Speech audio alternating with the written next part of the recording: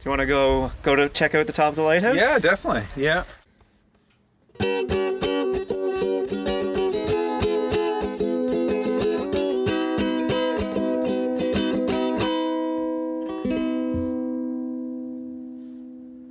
Welcome to the Explore Everywhere podcast, where we explore the world through hiking trails, go and see some amazing places, and meet the people who love and protect them. This episode is brought to you by the Yankee. For anybody who hasn't heard of the Yankee, what it is it's a small clip that you clip on your belt, and it's retractable, so you can hear that it retracts and flips back in, kind of like you can get keychains and stuff that do that. But then it has a little clip on it, and it's attached to, it's a small cloth, which is made of a nice soft fiber. I can't remember what the fibers are, but you can look on the website. But what it's for is you hook it on your belt. If you're going out and doing any strenuous hiking, and like me, I don't like wearing a headband or anything on my head. It drives me crazy when I do. So when I sweat on the trail and sweat starts dripping in my eyes, this is great to just grab it. It's on your belt. Grab it, wipe off your brow, get rid of the sweat, and then it retracts. Just let it go and it retracts back to your belt. The other great thing about it is because of that clasp on the little attachment, that you can pull off the cloth part and you just throw it in the wash machine when you get home and wash it, just like with your regular laundry. So it's great for that. I've also used it for cleaning my camera lens when it's damp out or I'm getting water on my lens around a waterfall. Pull it out when you need it and let it go when you don't. If you're looking for a Yankee, they're available in different colors and patterns. Hopefully I'll get some New Brunswick pattern ones in again soon. The one I'm holding now has actually the Yankee logo on it, but there's different colors. So check it out on the ExploreEverywhereMedia.com website, or go to the Hiking MB website and click on any of the store links. This episode is brought to you by the Trail Wrap. What the Trail Wrap is, it's a wide band of material that's absorbent material, and first and foremost it's used as a headband.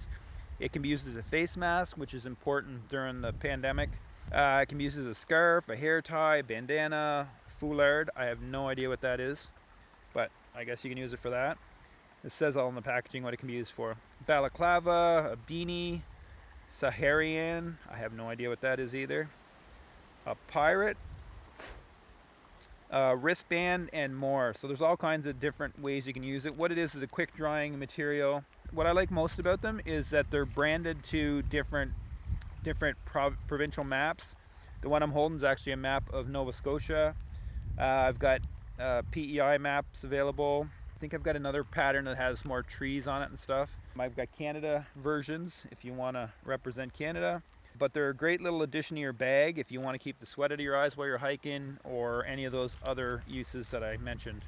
So if you want to pick one of those up, you can go to the ExploreEverywhereMedia.com website, or you can go to the Hiking MB website and go to any of the store links and look for it under the other section. Welcome to episode 19 of the Explore Everywhere podcast.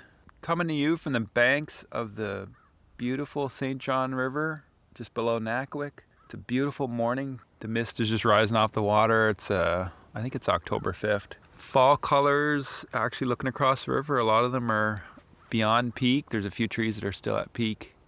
Hard to believe that fall snuck up on us. It's not gone yet. There's still a few more weeks of amazing hiking, no flies, great time of year to hike. I don't think that crow's gonna stop making noise. But what a beautiful day. Great day. Like I say, the mist off the water. When I came down in the water, I scared a kingfisher. Tried to take a picture, but didn't get a good picture of him. I know I didn't. I might just sit here after I'm done recording this and watch the world go by. There's a seagull on a rock kind of sitting watching me. And of course, that angry crow. This week's podcast is kind of a long one. It's probably about an hour-long interview plus hike that I did with Adam and Leah, who are the driving force behind the Split Rock Trail and Troy's Trail in Lorneville near St. John. And that joins up with Black Beach. If you haven't already, please consider making a donation. They have built the whole trail of Troy's Trail, Split Rock Trail. They're looking for money to do some land transfers and stuff to make sure it's protected for long term with Nature Conservancy of Canada, who owns Musquash Estuary Black Beach Trail and the Musquash Estuary 5 Fathom Hole Trail. Lots of great stuff going on in that area, and those two are the ones that are driving that. They have also taken over responsibility for the Musquash Lighthouse. So if you've ever hiked Lit Rock Trail, then you know what the lighthouse. And it's in need of repairs. And lighthouses are not cheap to repair.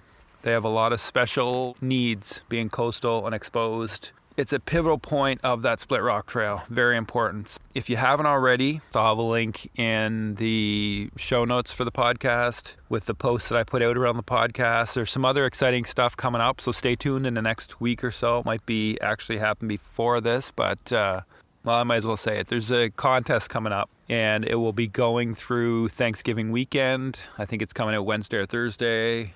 I'm not sure when this podcast is going to come out around the same time. Look for the contest. It's a way to have a little bit of fun with donating to this amazing, awesome cause. And like you'll hear in the rest of the podcast, Adam and Leah are amazing. They have done so much for that area and the trails, and continue to do so much for that area and the trails. And you can hear the passion in their voice for it, which is great to see. Anything you can do to help, even if you just spread the word. Next is just how long it's been since I came out with the last podcast. It's probably been, I think, well over a month now that I've had episode 18 come out. The reason for that is it's been an extremely busy September. The back to school with COVID, that was busy, but we've had some big trips in there. Actually, our first one was we spent a weekend in PEI. Now, we went to PEI earlier in the summer with the kids, stayed around Cavendish, what we usually do. Sometimes we make it as far as Charlottetown, but this time we actually stayed on the North Cape Peninsula and explored the whole western side of the island, and it's an amazing spot over there. Lots of beach walks. The pinnacle is the Black Marsh Trail at the point, which is at the North Cape Lighthouse. It's a boardwalk it's coastal, but it's also a boardwalk that goes through a marsh there that's coastal too. That was cool for a trail standpoint, but we were surprised on our last day, and here comes the kingfisher. And he noticed me, and he's flying around me now. Oh, he is trying to get me away. Curious to see if he has a nest here or not. There's a bunch of ducks making their way down the shore too, so that should be interesting. I actually saw a cormorant fly by, so might be an interesting morning if I stop talking. I think the ducks don't care if I'm talking, they're coming. Anyways, that's a diversion. So our surprise with the PEI experience, the biggest surprise was on our last day leaving the island, we actually stopped at the West Cape, I think it's Cedar Dunes Provincial Park.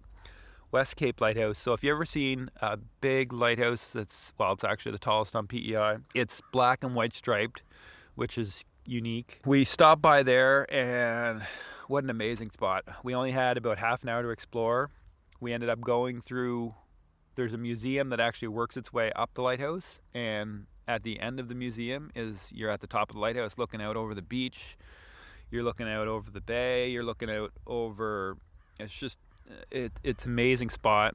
There's also some hiking trails that I gotta say aren't well maintained. It looks like they've been built about 30 years ago and kind of let go, and they keep two of the trails mowed now, so they're in good shape. And it's right from the corner of the parking lot that we left there. So there's some hiking trails. Like to go back and actually take a longer beach walk to see it's kind of on a 90-degree angle of the beach right there on the corner, I guess the southwest corner of the island.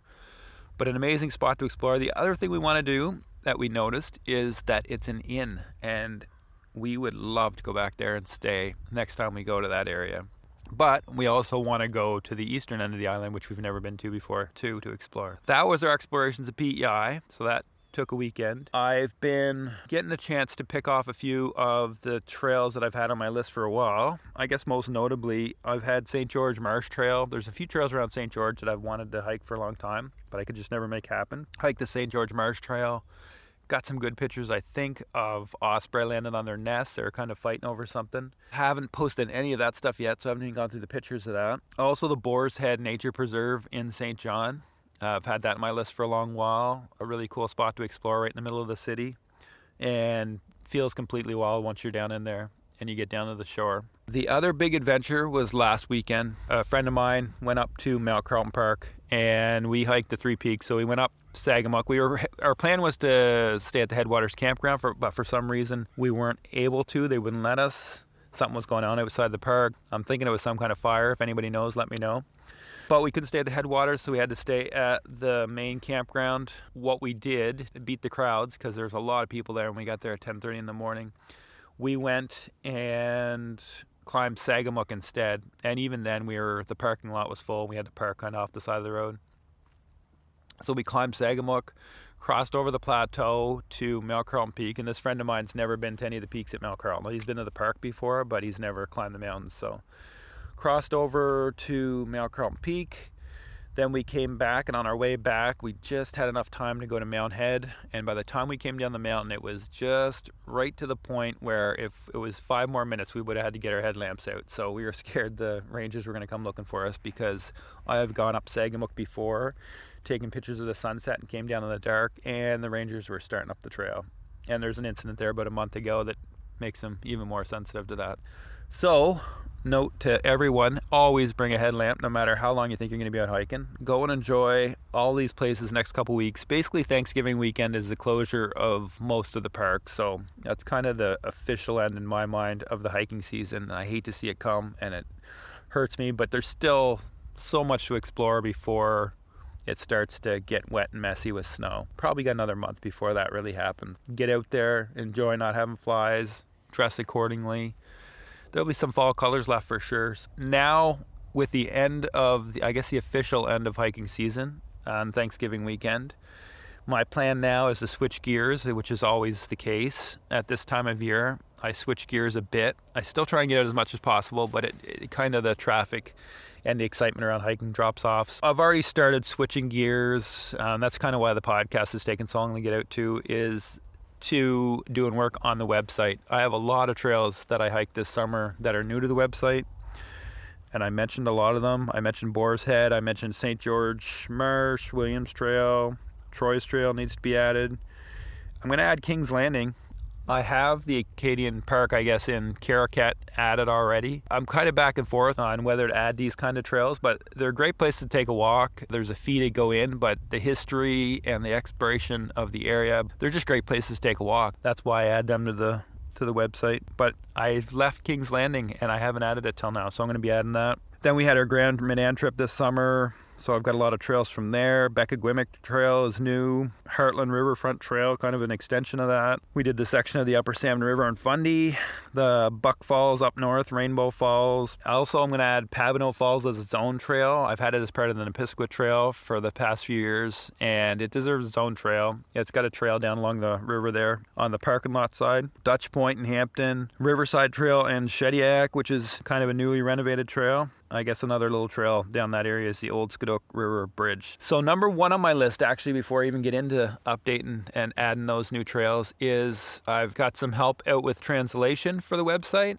So you'll see some French translation starting to pop up. So if you start seeing an FR in the menus, that means the translation has been done. Pretty much everything that I've got converted to the new format will be translated over the winter. So number one is I've got the translation about half done.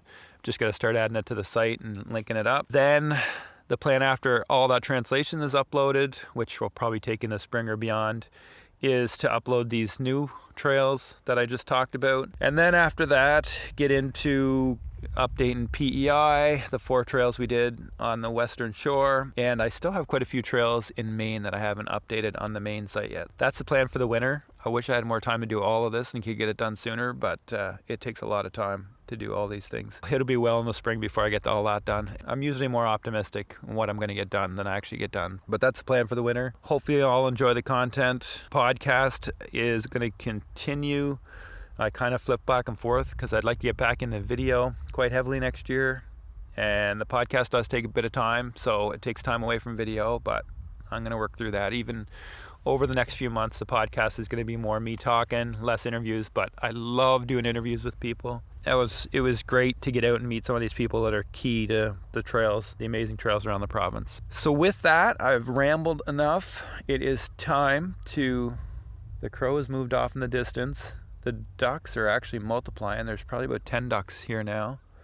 The kingfisher hasn't been back. With that, we'll go to the interview, the Lighthouse tour with Adam and Leah, and the hike that we did around Troy's Trail and the Black Beach Trail and all the great stuff they're doing, and please donate. Thank you. I'm Adam Wilkins. And I'm Leah Alexander, and we both live in Lorneville. I've lived in Lorneville my entire life. I'm I guess as I said on before, I'm a come from aware, so I'm from Quispamsis, but through Leah, now we live in Lorneville. No, it's a nice spot. Leah, about 6 years ago, started building Split Rock Trail with a hatchet and Cash, who's skulking around here, and just kind of eventually turned into looking after the Lighthouse. So there was a community group. The DFO divested the Lighthouse to community groups starting, I don't know, like 10, 15 years ago. They started doing this, and the Lorneville Lighthouse was in need of some attention, and DFO didn't want to really look after it, and if no one took it over, then they were going to decommission it. Yeah, they're going to decommission it actually and put up just a light pole, because it's still a working lighthouse. Yeah. So one of a local guy that was interested in the lighthouse in the area worked for DFO, so he and a couple others started a community group to take it over, and they had an agreement that they'd take it over, and an agreement with the government that the land that came with it, after 10 years they would donate the land to Nature Conservancy. And this was all in place, and then very shortly after, Pat got transferred out west, and just everything just kind of fell apart, just because he was kind of the head of the group, and the other 2 or 3 people that were involved with him were into it, but not as much as he was, and he was kind of the ringleader. Plus, he also worked for DFO, so had a bigger invested knowledge of things. Yeah. And so it just kind of fell by the wayside. So when I started building Split Rock Trail, the lighthouse definitely wasn't like my main priority. My priority was to decrease illegal dumping and just to, open up the coastline for people to be able to see how absolutely stunning it is. And with that, to decrease illegal dumping, I kind of have the perspective that in order to have someone want to protect an area, they have to respect the area. And usually in order to respect the area, they have to see something positive in it. So open up this coastline so they can see this absolutely stunning view. They're going to start respecting it, and then hopefully start protecting it. That's kind of been my because my experience is the flip side. When there's a dump there, people tend to think, oh, there's a dump there, I can dump it. It's no big deal, everybody else is doing it, kind of thing. Yeah. And there were several dumping sites down here, so everyone thought that was accepted and okay. So it was more than just the entrance of the trail. The parking lot to Split Rock, that used to be a huge dumping site. Yeah, I remember that when it was being cleaned up. Yeah, and then there's a little parking lot out here at the end of the Lighthouse Road that is still an issue sometimes. And Black Beach itself has always been an issue, for years. I remember going down there when I was a little kid, and there being mattresses and really? Yeah. And spring is always a bad time because people do their spring cleaning and you get big pieces of garbage. And we have decreased the illegal dumping here. Sites have moved. The Birchall Road has always been a problem site, although I do feel like it's gotten better with the ATV clubs out there. Is that basically the Birchall Road on the other side that goes across? Yeah, it would go all to the highway. It goes all the way to I think I know what you mean. It's right before we get to Colson Cove. There's a fence that kind of runs along, and there was a road that goes out there. And so the ATV club has been using that road, and that I feel like has decreased the dumping there, because the thing is, you have eyes on an area. You get stewards in the area. There's if you're worried somebody's going to pop out of the woods, you're not exactly. You're not going to drive down here with an old mattress and a TV if you know that there's going to be 15 cars in the parking lot and people coming and going constantly. So it does really help, and we've seen a big decrease in the last 5 years. More people in an area doing good things takes away from the bad. The people that want to go dump or do other things, they're just probably a little more hesitant to do that. There's more people in the area. So then obviously the Lighthouse is the destination and the focal point of Split Rock Trail and Troy's Trail. So Paula Noel from NCC was approached by Department of Fisheries and Oceans probably about 2 years ago, kind of saying this is what the structure of the lighthouse looks like. This is kind of the direction we're going, where it really needs some attention. And if it doesn't get any attention, then eventually it's gonna, for safety purposes, gonna need to be taken down. And they would put up, it is still a functioning lighthouse, so they would put up some kind of a light pole or some other kind of, just get rid of the actual structure. Which are ugly, but. So then that made me kind of sad, because I could just not imagine these trails without the lighthouse, because that is, like I said, that is the focal point of this point. And you can a couple of the turns in the trail, you can see it. I mean, that's it's kind of like your goal. It's like you're hiking on a mountain, and the goal is the summit. When you first start seeing it, it's like it just kind of peeks out of the trees every once in a while. You're like, oh. So I was like, okay, well, something needs to be done about this. And so Paula, they had kind of reached out to us because they knew that we were, doing things in the community and had worked on the trails, and they reached out to us and kind of nudged us in the direction of taking over this community group, which we've done. So we've taken over that community group with permission of all the members that were in it originally. So we had to work very quickly, and it was a struggle with COVID and everything that's been happening. So right now there's 3 of us, me, Adam, and Cecil McCaver, who's lived in Lorneville his whole life, and his family has for like 4 generations. So we've taken it over for now with the intentions that maybe after COVID settles down to hold some community meetings and bring on some people, who have different experiences and, different things that will be helpful to the group. And we've already been approached by, 4 or 5 people in the community that want to be a part of this. When we started, it was just like, let's just put the 3 of us on it, get it done, get it taken over so that we can start moving forward. And then part of the reason that there was a bigger rush for it, because we looked at taking it over a year and a half, 2 years ago, and then we bought a house in Laurenville and kind of got busy with our own thing. But then we had a local, Kevin Barrio, and Barrio Builders approached Paula, right? And Roy Proctor. Yeah, Roy Proctor, who has a bunch of land over in Gooseberry Cove area. Gooseberry, yep. And he's donated to NCC, and him and Kevin worked together, and they wanted to see the lighthouse restored and fixed up and painted. So they kind of spurred things on by saying we'd like to make a donation to this project. So they donated their contracting services and their staff. Wow. Without us really knowing at the time that they wanted to do this. And then there were some other things kind of happening, and some other people in the community that wanted to do things about it, and that didn't completely work out. But they wanted to help out with that, and it was just too big an offer to wait till we had everything sorted out. So we moved on the committee, and that really spurred us on to get the committee sorted out and resurrect it from the 10-year dormancy that it was in. And then there's also like a time constraint to this project, because you can only do this work a certain time of year, and now like we're approaching fall. Yeah. So it's like the weather's going to get worse, the winds are going to get worse. It needs to get done. They can't put the lift up if it's super windy and stormy here, and obviously they can't paint if it's raining or foggy. So that kind of really shortens the days that they can paint and do work. And the epoxy paint has to be put on when it's above 10 degrees and kind of stay above 10 degrees and cure above 10 degrees. So it's but probably not 30 degree, 35 degree. Yeah, so that we had this summer. Yeah, so it was kind of like it all kind of worked out so far. Not really. Like we didn't plan this a year out to do like this. It just kind of everything worked out, and then Ready Rentals actually provided the lift as a donation, and that's been here for weeks now as they chip away on it when the weather's good and the wind and everything else is fine. So we've had a lot of donations in terms of like the contracting services and the staff and the lift and people's time to get things going, and then as was announced last week, the campaign was to basically working with NCC to cover the costs of the actual restoration, the materials for this, the land transfer. So we're going to be transferring 95 acres from the community group to Nature Conservancy. So that's the original land. Yeah. That kind of so there's 107. 107 acres on this point. And like Adam said, the original plan was that the 12 acres surrounding the lighthouse would remain within the community group, and the 95 acres on the rest of the headland, so it's so many acres on this side of the road and so many acres on this side of the road, that's the Lighthouse Road, would be donated back to NCC.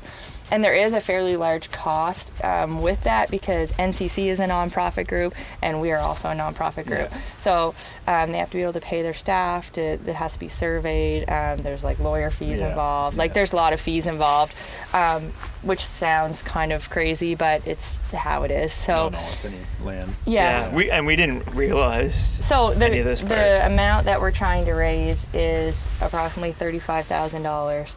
That's a big number, but it'll cover, and it would even be higher than that if we didn't have these people volunteering their time and efforts to do this. The cost of the lift for basically a couple months alone was going to be a lot. So the cost is to cover the Lighthouse restoration, so all the works that have been done to the Lighthouse, as well as all the materials that have been needed, the paint, the epoxy, everything that's been needed, the cement to patch things, all of that. The next set of the campaign is to cover the money for the land transfer. And that's the goal of that, is to keep it conserved and preserved Yeah. by Nature Conservancy. Yeah. Yeah. In like perpetuity, because it will always be preserved.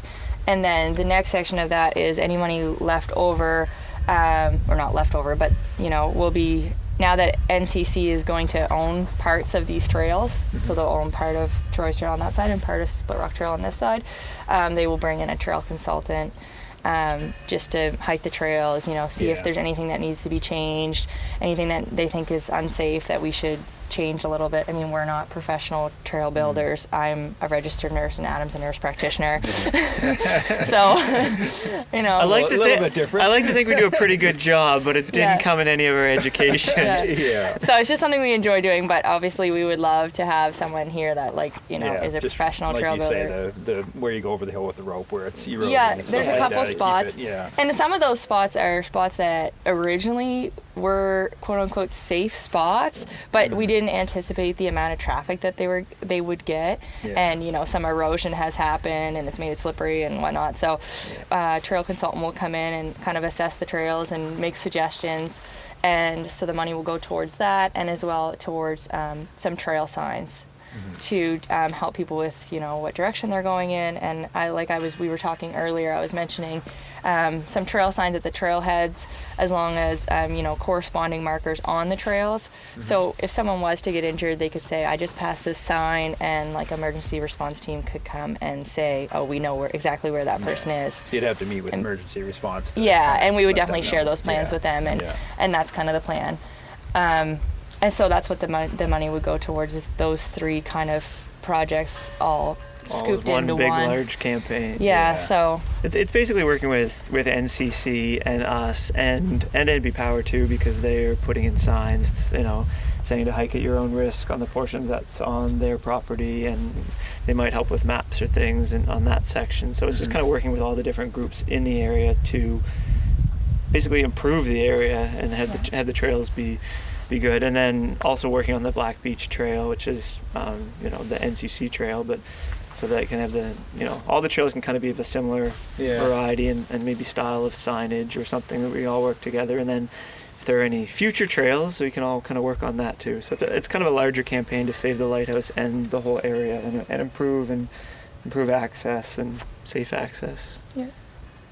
So it's a big deal, actually. It's a lot going on. It's bringing a lot together. It is, and it's been a very collaborative effort. Like Adam said, there's many different groups involved, many different people involved, and it's been great to see. Like we've only been into this campaign for a week, and it's already been great to see the community engagement. We've had so many people, like our neighbors and people in the community, that have sent us text messages and Facebook messages saying, I want to be involved. What can I do? And in the future, we are so happy to have those people. Right now, really, what we're looking for is donations.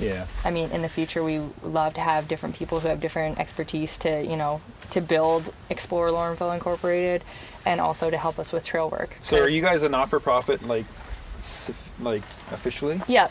Okay. Yep. But the donations are going through NCC for now? Well, we're not registered as a... Okay, that's what I was wondering. Yeah, we're not registered as a... It's nice to have NCC there. We're not registered as a charity or non-profit. It's just a non-profit organization, but we're not registered. And because of our affiliation with NCC, we just wanted to work with them. So the donations go through them. And they can be done online, which is really simple, which is great to have. And you can get a tax receipt. So anything over $20 gets a tax receipt, and you just automatically get it. Like Leah and I made donations ourselves online, and you get an email with the receipt and everything. It's really, really simple.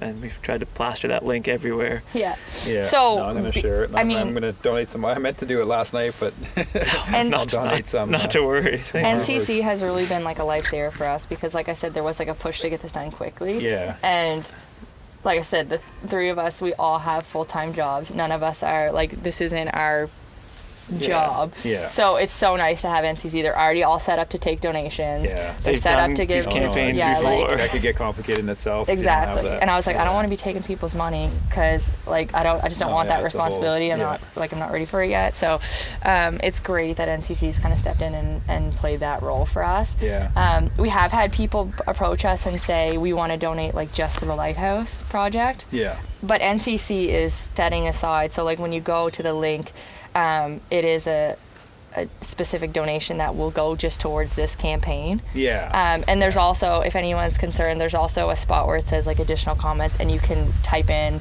for the Lorneville Lighthouse or for the Musquash Head Lighthouse campaign, and they are like Just keeping it separated for this. Yeah. And then there's an address that's if people want to, if people want to mail a check, or if people want to donate, we'll find a way to. We'll find a way to gracefully accept your cash and even log on and do it for them. Yeah, accept your money. We will go to great lengths to accept your money. Do not worry. Yeah. But there are all kinds of ways for that. But like Leah said, the biggest thing right now is just getting the funds raised so that we can get things going. So and as people have probably seen, the Lighthouse is being worked on now. NCC has agreed to cover the costs so that it can be done because of that time constraint, as Leah said. So it's more kind of covering the costs after the fact so that we can get it done. So because they're also a nonprofit organization. So like they don't I mean, they have the money to do this, but they don't. So like it's like they were like, this has to be done. This is perfect timing. We have volunteers. We have people willing to, professional contractors willing to donate their time and efforts. Yeah, you gotta take advantage of that. Yeah, It's we have to. opportunity. It's too good an offer. So they thankfully stepped forward because we were like scrounging and seeing what we could possibly do. So that's they're why. actually giving you a bit of a loan almost. Essentially, because yeah. I mean, like people are going to come down and see the lighthouse that's painted, and they're going to say like, well, why do you need to raise money if it's already done? Yeah. But that's kind of like the story behind that, I guess. Yeah, so it was, when we had someone who had approached about maybe offering to pay for the paint, and someone offered to pay for the actual work to be done, our original understanding was it was just going to be painting the lighthouse and that kind of project, kind of forgetting about the massive involvement of the land transfer. Yeah. So it was a bigger project than we realized when we were just so focused on getting the lighthouse painted.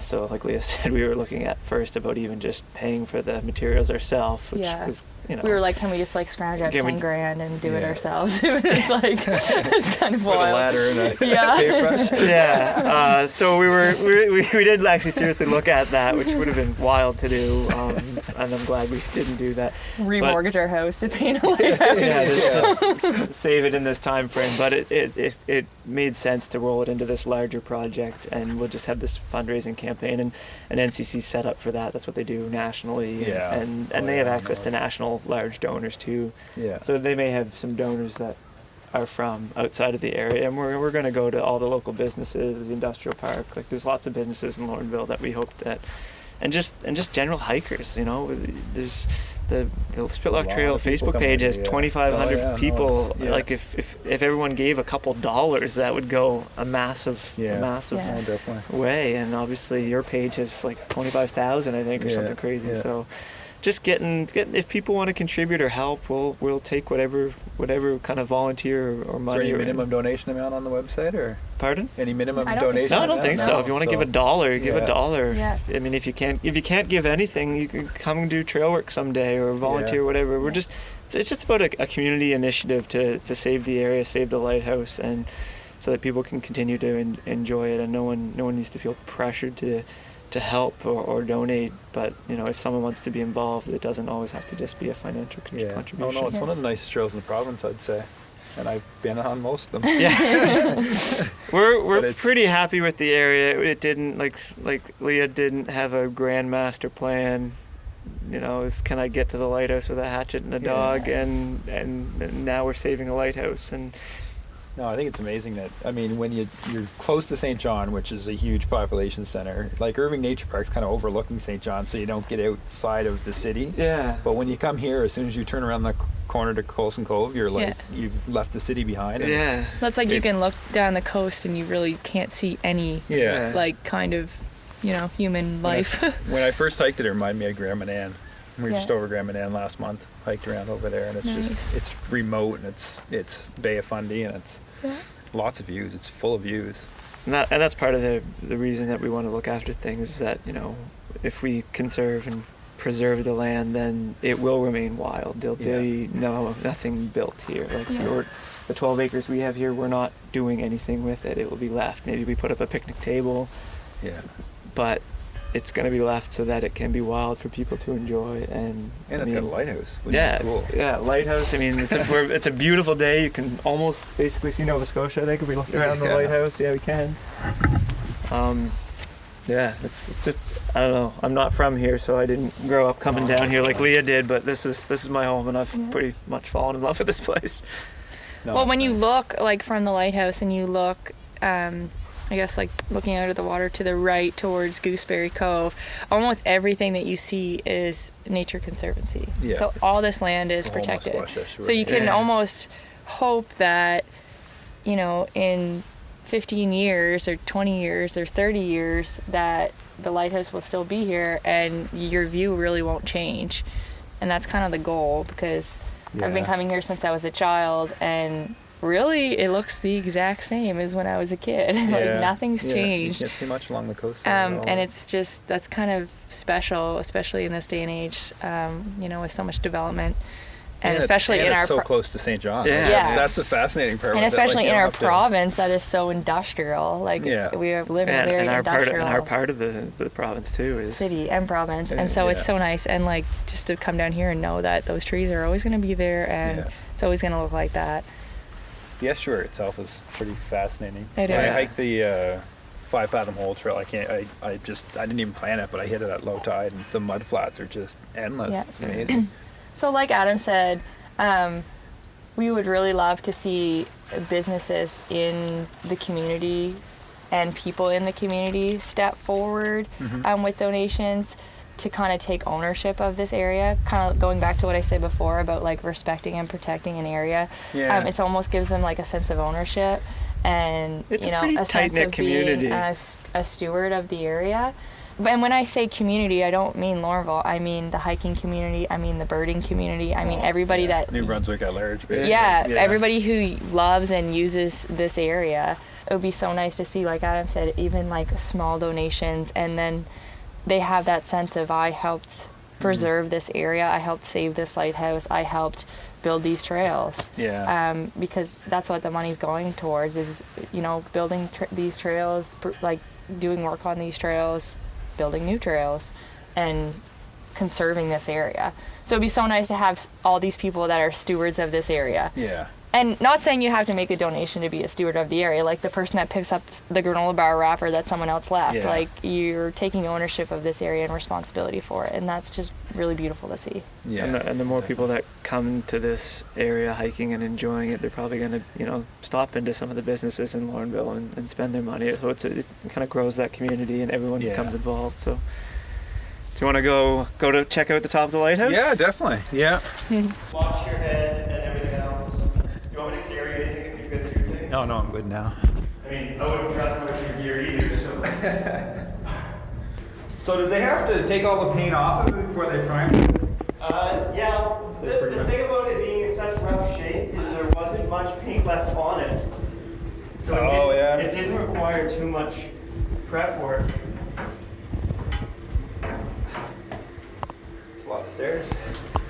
So does any cement work need to be done? Just kind of patch jobs? Or? So they patched all the way up through, and the stuff we're seeing on the deck here is more so from past repairs. Yeah. So eventually what will happen is we're gonna take the railing off and then just mount it to the surface rather than down through. Yeah. But it doesn't have to be done right now. The big thing is doing the like patchwork to the concrete outside, and then priming it and painting it and sealing it from the weather, and then everything will be fine. So you put the red stripe back on? Yeah, they'll put that back. It looks nice. There's many ways to paint a lighthouse I've seen. Yeah, we're just going to keep it the original classic white and red color. Adam and I just did a tour of kind of the southern, from Digby over to Yarmouth, southern part of Nova Scotia, and we kind of made our tour, went to all kinds of different lighthouses. Oh, nice. Kayaked to a couple of them, and And you're right, there is 100 different ways. There's some with numerous red stripes. some with lots of stripes, some with, more red than white. There's all kinds of variety. It was pretty neat. Cecil had an idea. Should we like spice it up? Maybe paint it with like a couple black stripes, and he had a couple pictures of it looking really cool with some different colors. Yeah, it'd be interesting to do so. Yeah, I like where it's. But if we're gonna be looking after it for a lot of years, it'll need to be painted again. Yeah, that's true. You don't want to make it too complicated. Yeah, so just keep it simple and traditional, and it's the same with trail building. Keep it simple, so you don't have to come back in and. Yeah, the more crazy you make it. Yeah. So it's quite a view. Oh my God, it's beautiful. Sweet picture. Oh, the moon and all, eh? Well, just the lighthouse shadow. Oh yeah, that's cool. Ever been to the top of the lighthouse? I have, but I can't remember where it was. Oh, I can even see my own shadow on that. That is cool. You never come down at this hour. Well, we're usually Yeah, this gives you a really cool view. Yeah, like the whole Musquash. Yeah, because when I came, I did Split Rock, and I got to here, and it just got too dark. I didn't do the rest, but. Yeah. So what's the story behind Troy's Trail? Why is it called something different? Or was this kind of a second phase? Yeah, it was kind of like an add-on, after Split Rock Trail was done first, and then we just started looking at a map and saying, you know what, why not? Like, how far can we go? Yeah, why not? Yeah. We're in Maine. Show your passport. Well, it's not a whole lot longer. Like when you look at a map, it's quite parallel with the road, the Lighthouse Road. But again, obviously, like the views you get here are so much beautiful than the dirt road. So we just kind of said, why not? And I had kind of started building it and working on it after my friend passed away. His name is Troy Carr, and he's from Lorneville. And we used to always just like walk out to the lighthouse with our dogs and kind of have like heart-to-heart life chats about where we were at in our lives and what we were going through and whatnot. So after he passed away, it was just kind of like a way for me to honor him and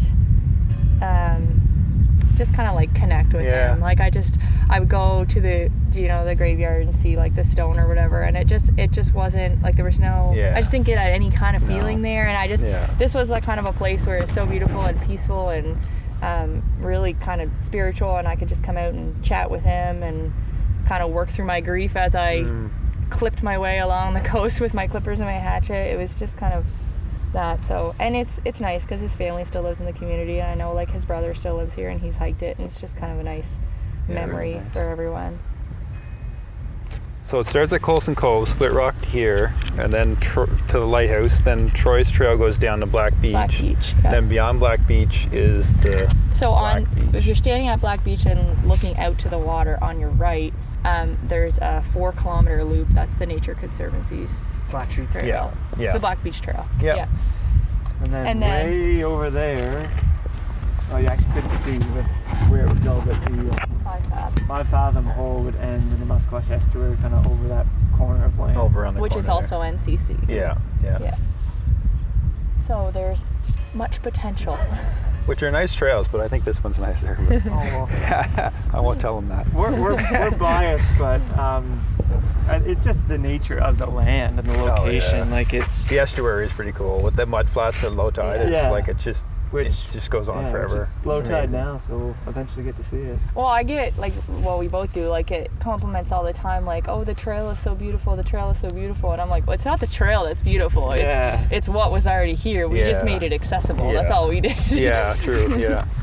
It's the trail would be nice anywhere, but any type of trail in this area would be stunning. It is. Yeah.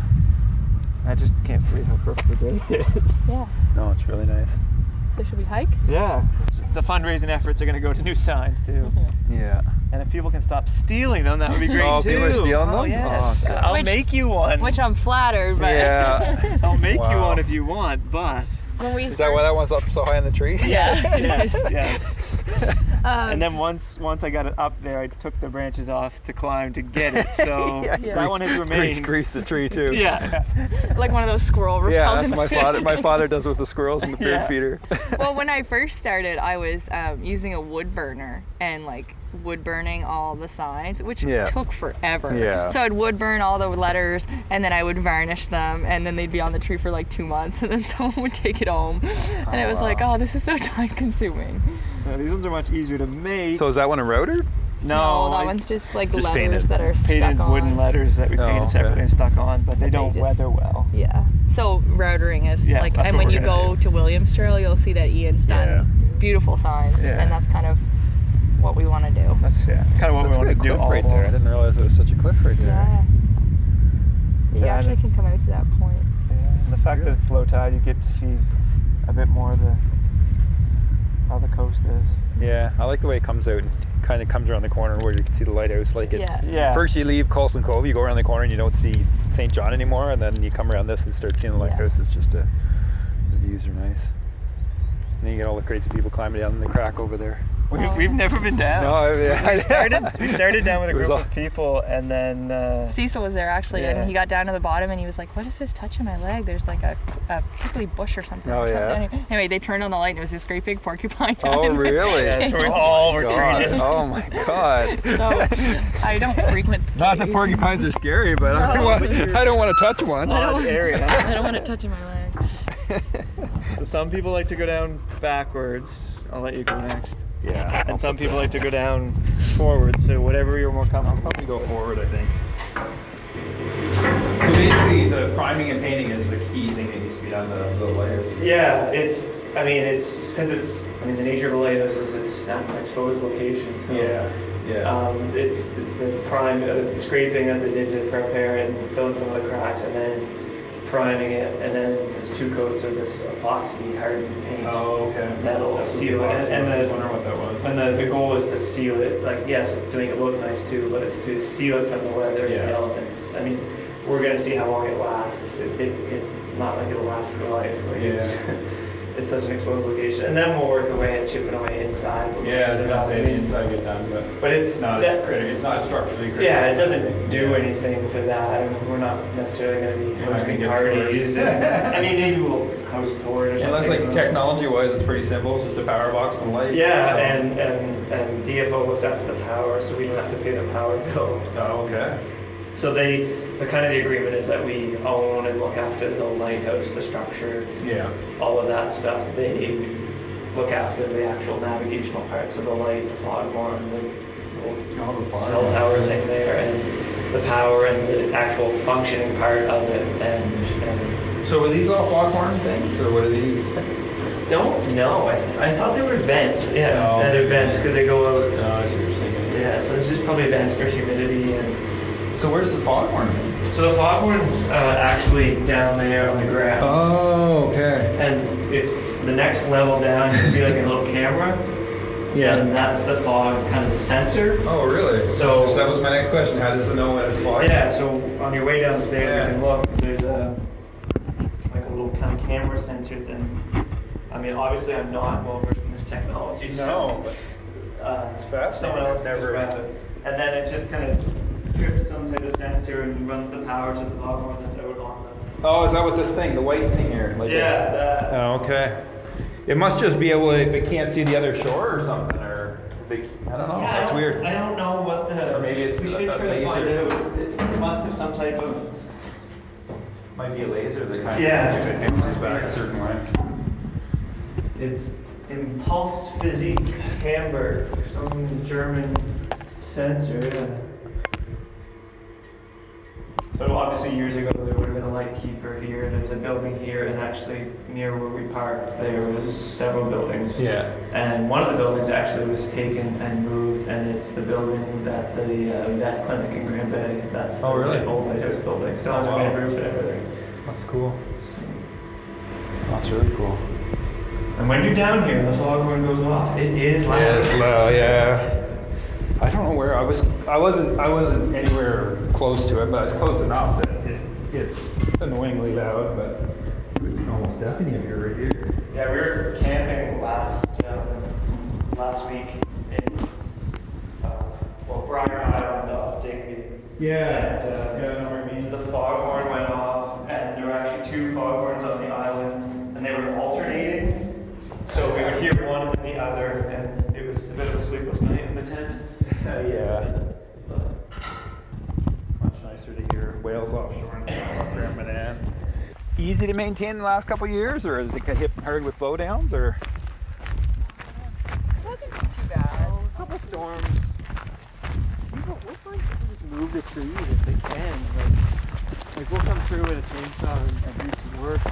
Yeah, usually people work around it pretty quick. Yeah, it doesn't take many people to go around the tree to find a little side path. We had a swinging chair here, but it didn't last well in the elements. Oh. But it was an amazing place to sit with the sunsets, like right here. Oh yeah, that's nice. Yeah, this is a pretty spot. There's a geocache in there. Oh, okay. You can see it like. It was here Quite a trail before of geocache. this trail was here. Yeah, because I remember when I first came down here, I think when I hiked the Black Beach Trail, God knows how long ago, like 7 years ago or something. I remember thinking that there's basically a walk out to Lighthouse now was the trail, like the road was the trail. Oh, okay. I was surprised that there's nothing around it. So this trail, like from here to the lighthouse, kind of existed. I mean, it was super overgrown, but this would have been the trail that they used to bring supplies to the lighthouse. Oh wow. Ladder. Oh, that's really cool. So they would have brought boats in here at high tide. Oh, that's amazing. And brought their supplies in, and this would have been like a tram that would have had cables on it that they would, wheel up their supplies. That is really cool. Yeah. So this kind of trail was always like here, and they would have a lighthouse, like a runner, which would be like probably a younger person that would, run the supplies up and down. Oh, there's a path going up there. Yeah, I think people have been coming around here. Coming around, Yeah. down the water. They people make their own little trails. It's not ours anymore, it's everyone's. No, right? it's the way, yeah. It's like letting my daughter go to university. It's hard to let them go. That's exactly it. Great little trail though, eh? It's nice. We honestly haven't been on either trail in months and months. So I have no idea what things might look like. What we're gonna find, eh? Yeah, because of COVID and I think how we're closing them and us kind of keeping our distance from the other ones. I love the cliffs, eh? They're like the gray jagged rock cliffs. Yeah. It's really cool. So, like the first inn that you'd see would be Black Beach, right, Leah? And is that Cheeseman's way over then? Yeah, it would be. 5 fathom would be Like up around the corner there. in there. It's just kind of like seeing your child after they've had a year or two of university and you haven't seen them for a while. Same with the trails, like. Wow, the cliffs are really nice here. I didn't realize it was that rugged over here. I had them maybe these years for Christmas one year, Yeah. and hiked them out here. Here's your Christmas present. 2 You're days gonna go put them before- in the woods Yeah, now. Yeah, 2 and days then took her on a hike and we got down to the point and We came down Boxing Day, didn't we? yeah, that was our Christmas because of being nurses. Yeah, and we came down on Christmas, and he showed me. Although one's missing a. Yeah, the piece in the garage I just could have painted. I Oh yeah. cut it and sanded it. Oh, it's a... People like to post pictures with the chairs. It kind of took on a life of themselves, even though it's just kind of a What's the distance of the Troyes Trail? 2.2. Well, this tree's still hanging on. Oh, wow. Like 2 years. Oh, our entire relationship. Nearly 4. Not much holding that on there, is there? There's no room for it to really go. I'm here for the hike, not the interview. Just a byproduct. Right? Yeah, this is my excuse to get a tour guide. And this is always icy in the winter. Is it very accessible in the winter, the trail at all? Oh yeah, we do it 365. Most people do. How far? They just come to basically the Colson Cove plowed, or? Yeah, there's usually enough people that drive right to Black Beach, so the road does get pretty worn down. We also don't get that much snow this close to it. Yeah, That's true. That's a Yeah. good point. Like last year, we could drive to the Split Rock Trail parking lot all winter. But there's always icicles hanging off the Oh, that's cool. whole way of this. It's pretty neat, but also kind of dangerous because they're pretty massive. It's almost Whenever I found this spot, I was like, yeah, the trail has to go this. Because I spent so much time just scouting, Yeah. trying to find, the best spots. big And cliff. when I found this spot, I was like, yeah, the trail is definitely going this way. Yeah, it's one thing to actually make the trail, but it's probably just as much fun, if not more, figuring out where it should go. Yeah. Oh, for sure. Yeah. There's a little bit of a lookout there, but it's really, really unsafe. Yeah. So I won't leave you there. When was the last time you did Black Beach Trail? Oh, 6 or 7 years ago. Yeah. Have they changed it any? Yeah. I've made some changes. Oh, really? Yep, that makes it a little bit more scenic. Oh, okay. And then there's a loop that they added that you can cut off half the section too, if you only want to do a smaller portion. Nice. All these different memory flashbacks. Me and my wife went out to Polk Yacht Park near Nakwik. Hiked a trail out there, and when we were leaving, she's like, "This is where one of our first dates was." I remember our first time working on this section, we'd like bring in a full growler of beer and half our amount of pizza, just like all this stuff, and then tools, and then we just like eat and work, and we even had a Bluetooth speaker.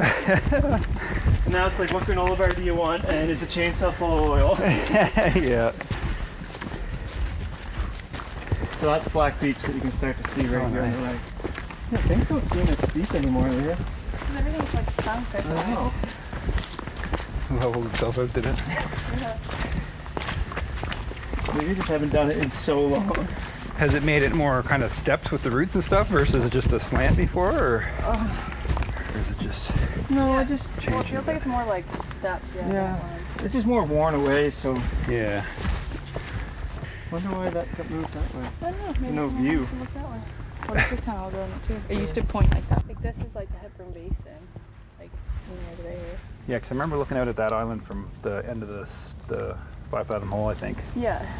There's usually like There's just a mud seals flat on it. pretty much all the way out. And I was thinking, can I walk across that mud all the way to that island? You can. Yeah. You never, like theoretically you can. You Yeah. never make it. Just but- up to your knees in mud. Well, the bench is in decent shape. This was all wood burned, but you can't even really see it anymore. Yeah. It's just like. Yeah. Oh, that's for Troy there. Yeah. The first bridge and steps we've ever built, and yeah, oh, this is a map there. Yeah, all these trees are I didn't even pack my little hand towel. Yeah. First time ever. Well, now we know what we have to come in to fix. It's actually our friend just messaged me the other day and said, I'm sending you an updated cover page for the Split Rock Trail page asking for donations. She said, you did the best you could do in Microsoft Paint, but her job is doing that.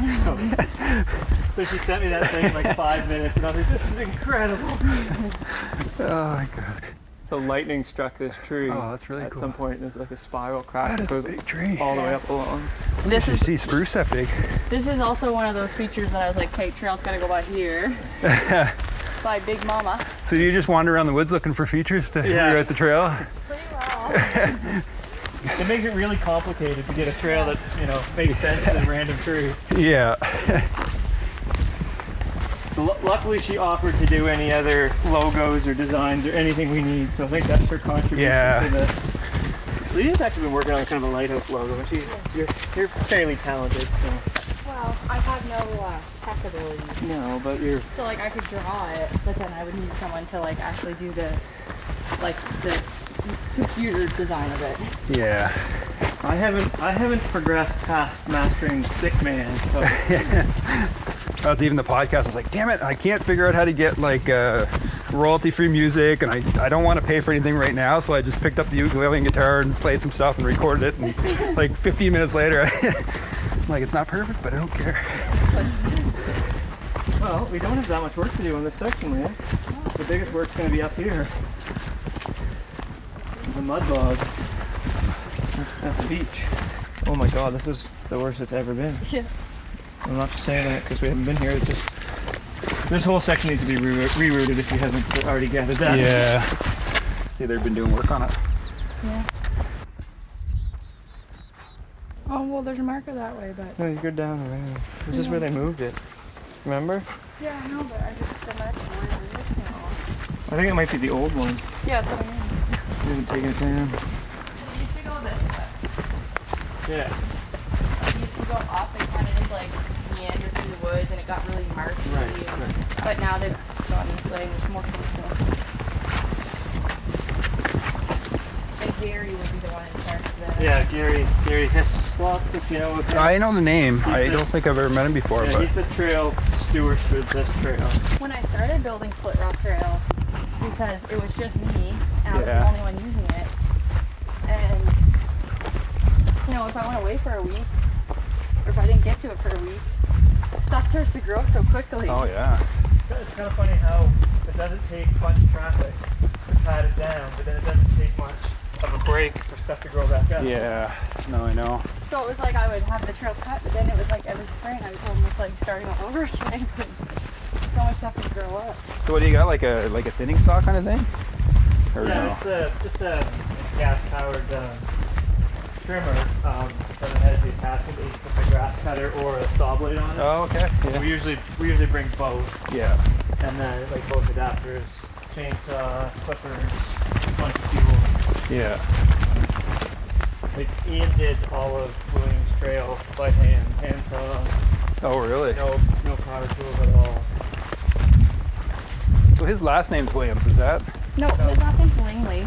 Oh, He's okay. actually from the west side, or Grand Bay actually.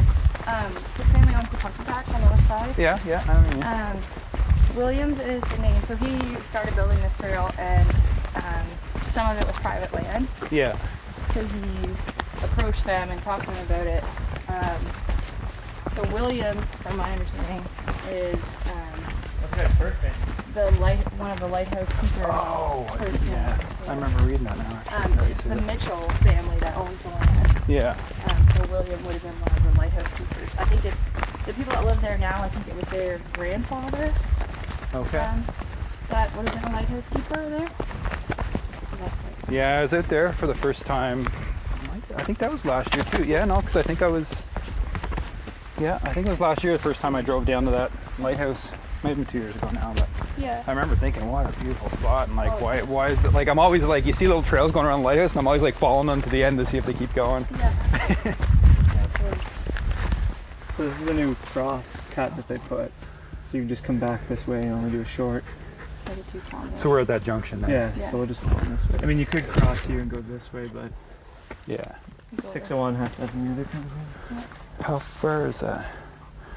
How far across is that? That's not very far. No. Well, scale is what? Oh, right, 250 meters maybe. Yeah, Yeah. probably less than 250 meters. I remember going to this. Look at everything.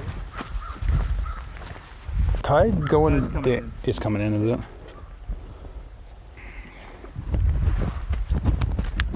Oh, that breeze is nice.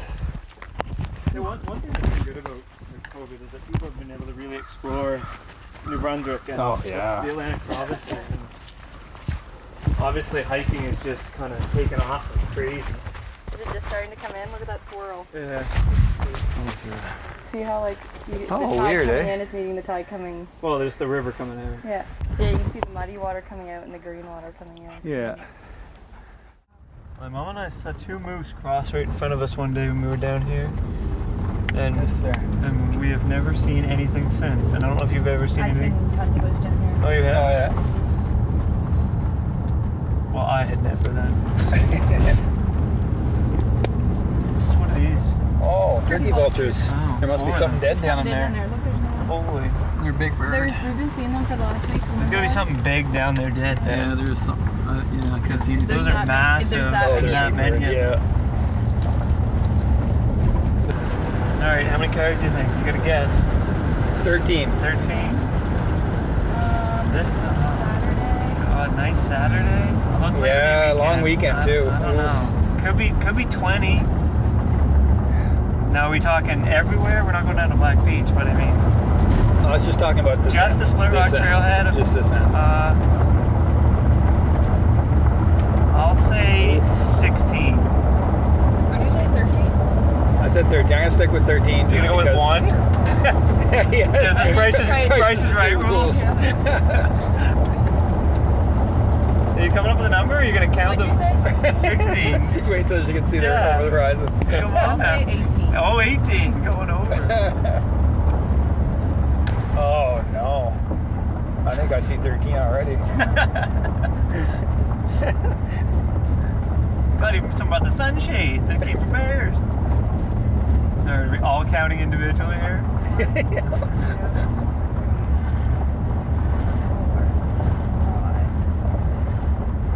That one's leaving, so he doesn't count. Oh, I'm over already. 11, 12, 13, 14, 15, 16, 17, 18, 19. 19. Oh, wow. I win. I said 18. And you didn't go? Yeah, even Price is Right rules. Was that including the car that was leaving? No, I didn't count that. Oh, I didn't count that one, so 20 altogether. Well, luckily no one blocked the gate, because that would have been a disaster. Yeah. Happen quite often, does it, or? It does. Yeah. Occasionally. The big thing right now is where they're working on the lighthouse. Yeah. They need to get down there and do the work, or That's they need to true. get out, right? Yeah. It hasn't been an issue. Someone had blocked it earlier in the week, but the construction crew was already in. But like you said, we usually don't do this much trail work in the summer. No. We usually keep it towards the fall or even the winter.